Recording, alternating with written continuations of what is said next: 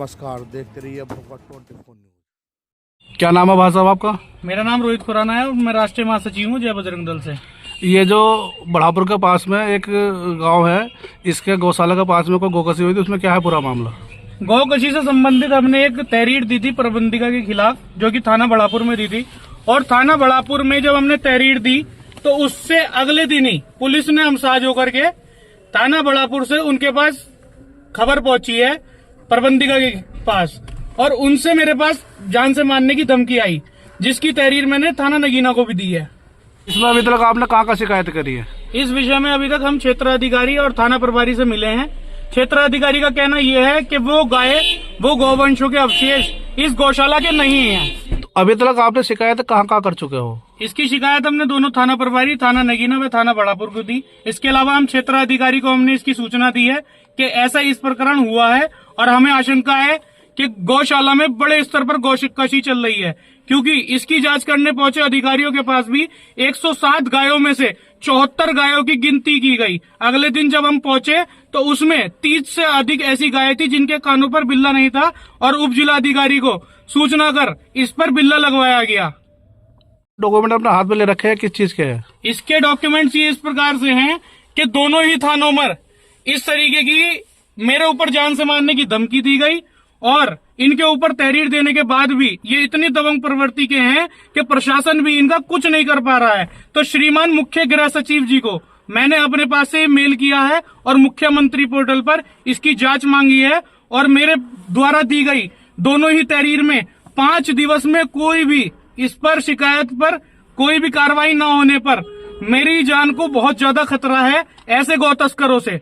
क्या अभी भी आपको धमकी आ रही है? बरोबर मेरे पास पूरी धमकी आ रही है, व्हाट्सएप कॉल आ रही है। मैं ब्लॉक करते करते परेशान हूँ कि मेरे पास इतनी ज्यादा कॉल आ रही है और थाने से भी कोई भी मदद नहीं मिल पा रही है। क्या आपने इस बात को लेकर किसी और अधिकारी से वार्तालाप की है? मेरे द्वारा जो जांच मांगी गई है उसमें मेन 3 मुख्य बिंदु हैं।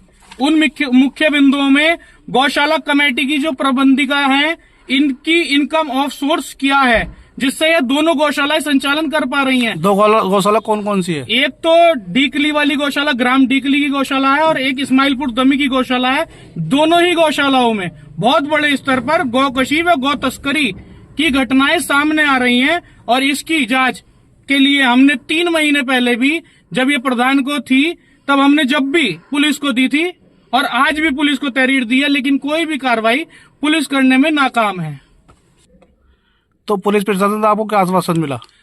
पुलिस प्रशासन से मेरी क्षेत्राधिकारी जी से बात हुई। उनका कहना यह था कि आप गौशाला में गए क्यों, जबकि हम जब गौशाला में गए थे वहां पर थाना प्रभारी मौजूद थे, उनकी देखरेख में सारी चीजें हुई। उप जिलाधिकारी महोदय को बता दिया गया था कि इतनी गायें हैं और इन गायों के कानों पर बिल्ले नहीं है। उप जिलाधिकारी महोदय ने तुरंत भिजवा करके बिल्ले लगवाए, और क्षेत्राधिकारी महोदय का कहना यह है कि ये दोनों गाय के जो अवशेष मिले हैं ये इस गौशाला की नहीं है, जबकि एक गाय के कान पर बिल्ला मिला है और दूसरी गाय बिना बिल्ले के मिली है। जब 30 गाय बिना बिल्ले की इस गौशाला में हो सकती हैं तो वो एक गाय क्यों नहीं होगी? और जब एक दरोगा निलंबित होते हैं तो कोई ये छोटी बात नहीं है, और इतने बड़े स्तर पर गौकशी अगर हो रही है तो जय बजरंग दल के कार्यकर्ता किसी भी कीमत पर बख्शेंगे नहीं, चाहे उसमें प्रशासन हो, चाहे उसमें शासन हो, चाहे उसमें मेन पूरी कमेटी हो, सबकी जांच होगी। और इसकी जांच के लिए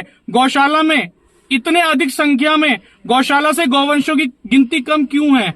दूसरी, गौशाला कमेटी के खाते का बही लेन देन, सरकारी पैसे का पिछले 6 महीने में किस तरीके से उपयुक्त किया गया, उसकी पूरी जांच इनकम टैक्स द्वारा मैं कल को इनकम टैक्स में ये जांच के लिए दूंगा।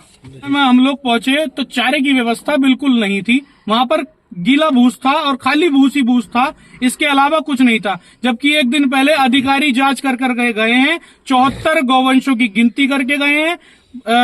बीडीओ साहब से मेरी बात हुई है इस विषय में। बीडीओ साहब ने साफ कहा है कि 74 गौवंश मिले हैं 107 में से। इतनी बड़ी संख्या में गौवंशों का कम होना बड़ी गौ तस्करी और गाय का देह व्यापार कहलाता है, और इनके ऊपर सबसे कड़ी से कड़ी कार्रवाई होनी चाहिए।